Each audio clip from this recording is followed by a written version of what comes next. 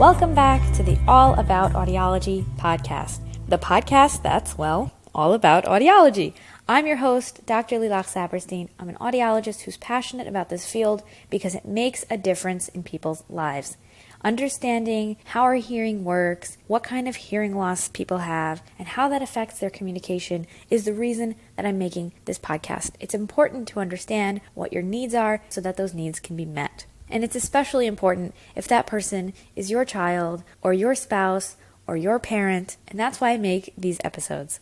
In the last episode, we talked all about hearing loss. It got a little bit technical for some of you, but I hope that the information was useful in understanding if there's damage to different parts of the ear that corresponds with different kind of hearing loss, which means the treatments are going to be different. We also talked a little bit about how there's different levels of hearing loss. That means that different people have very different experiences with hearing loss. Today's topic is all about what to expect at your audiology appointment.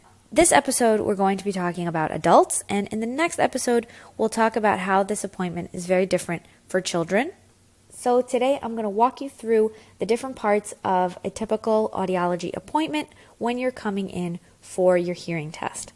There are also different kinds of appointments. We'll talk about those at the end, but in general, if you're coming into an audiologist, it's going to be for a comprehensive audiological evaluation or a full hearing test. First and foremost, the audiologist is going to ask you many questions. Sometimes these questions come in a form when you first come in, an intake form on paper, or they'll ask you the questions in person. What the audiologist is doing is getting a medical history and specifically a history of your hearing issues or communication trouble, any specific history that's affecting the head and neck, your nose and throat, talking about your current symptoms. After a thorough history, the audiologist is going to look into your ears with a light, the otoscope, is checking the health of the outer ear, the ear canal, and looking at the eardrum. Now, for the rest of the testing, there's going to be two different kinds of testing. Some are automatic tests that you don't need to do anything for, just different measurements of your ear and different ways that we can test the hearing without your participation. And the second kind is the kind that your participation is required, where you're asked to raise your hand every time you hear a sound, a beep, a tone. And testing is done in a soundproof booth. We make sure no other sounds are interfering with the test from the environment. We do have both of the different kinds, the automatic tests and the test where you need to raise your hand in the soundproof room, because we're getting a full picture and everything needs to match. The audiologist is putting all the different pieces together like a puzzle and seeing where the breakdown is that needs to be consistent across the different kinds of tests. Now, when you raise your hand, you absolutely will not be able to hear every single beep. That's actually the point of the test. It's supposed to be softer than you're able to hear. As we've discussed on a different podcast, you absolutely will not be able to hear every single beep that's presented. That's the point. We are trying to find your threshold. What's the softest sound that you can hear? So when you're in there, try to relax and just do your best. Every time you hear a sound, raise your hand. And if you're not sure, you can also raise your hand and kind of maybe wave it around or make a facial expression that shows you think you heard something, but you're not sure. Your audiologist is watching you. They're watching your face, watching your hesitancy, and that's also giving them information. So just be honest. Your audiologist can hear you on the other side of the booth. They'll give you directions. If you're raising your hand too often when there's no sound, called a false positive, then they'll just let you know, really wait until you're sure you hear a sound. Almost everyone who is in the soundproof room and is doing the hearing test has some false negatives and some false positives, and it's also controlled for in the testing method. Besides for having hearing tests with either insert earphones that go in your ear or headphones that go around your ear, you'll also have bone conduction testing. We put the bone oscillator on the hard part of bone right behind your ear. That's called the mastoid process, and it's part of your skull. When we put the bone oscillator on there, we're actually directing the sounds straight into the cochlea through bone conduction, through the movement of the bones of your skull and into your temporal bone, where the cochlea is. That's how we're able to test the hearing of the cochlea, skipping the outer and middle ear, bypassing any of the conductive pathway. Now, for some people, especially if there's a conductive hearing loss or if there's a difference between the ears, one ear better than the other, then you might also experience this other part of the test called masking. During masking, you have one earphone in and the bone oscillator in, and through the earphone, there's a static or white noise that's coming into one ear while you have to listen out for the beeps and raise your hand for the beeps while that shushing sound is going on. And what's essentially happening is that we're keeping one ear busy, equivalent to covering one eye when you're testing the other eye. This is kind of like covering one ear with that sound so that we can test the other ear. And this is because sounds actually cross over from one ear to the other ear, and we want to isolate each ear when we're testing in that way. Another part of the hearing test is where you'll have to repeat back words. This part also is supposed to be difficult. The words are first presented at a volume that's loud enough for you to hear so you know what the words are. Words like ice cream, baseball, toothbrush, popcorn. After these words are presented to you, they're going to start getting softer and quieter and softer and quieter. And at the point where you can't repeat back the words, we get a threshold for your ability to repeat back words. Now, again, it can be very frustrating when you're trying to hear the words and they're just too quiet, but a little bit of frustration is going to come with this, but that is the point of the test. There's also another part of the test with words when you have to repeat back many words that are either said by the audiologist or presented to you on a recording. And this is a test of clarity, seeing if the sounds are loud enough for you to be able to hear them. Are they clear? This score, the speech recognition score, is given in a percentage.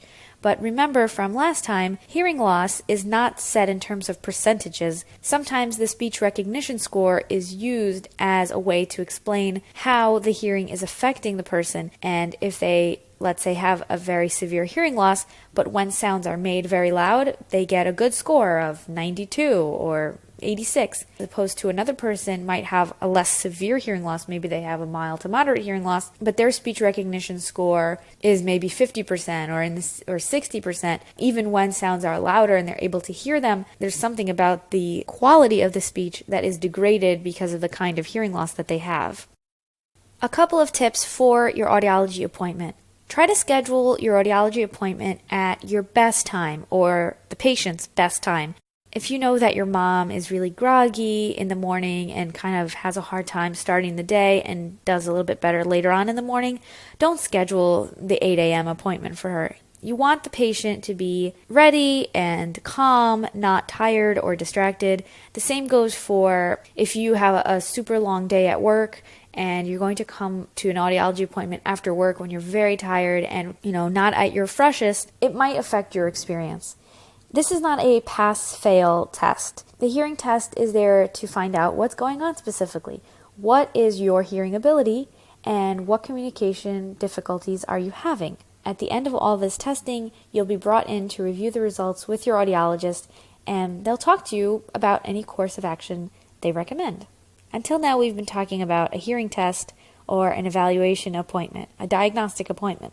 But you can have all different kinds of appointments with your audiologist, such as coming in for a hearing aid evaluation where you can discuss if you can benefit from hearing aids or other assistive devices. If you do choose to go that route, then there will be fitting appointments where the hearing aids will be programmed and set specifically to your hearing loss. It's very important to know that hearing aids are not a quick fix for a hearing loss, as we've discussed in past episodes. But sometimes people think they'll go in for a hearing test and that same day they're going to walk out, with a quote-unquote solution. The process will likely take more than just one appointment. There are many considerations that have to be taken into account. Even after a person does get a hearing aid, it can take several days, if not a few weeks, to get used to the hearing aids. And during that time, you'll have follow-up appointments for fine-tuning of the settings, because we want to make sure that sounds are both comfortable, that means they're not too amplified and too loud or jarring, but also to make sure that they are audible so that the hearing aids can do what they're meant to do and make things louder so the person can hear them. We have verification testing that will ensure your settings are giving you different amounts of amplification for different sounds, so that soft, medium, and loud sounds are different to you. Let's talk about the concept of dynamic range. When a person has typical normal hearing, their dynamic range is very wide. That means We can hear very soft sounds, we can hear medium sounds, we can hear louder sounds, we can hear super loud sounds. So we have this big range from very soft to very loud.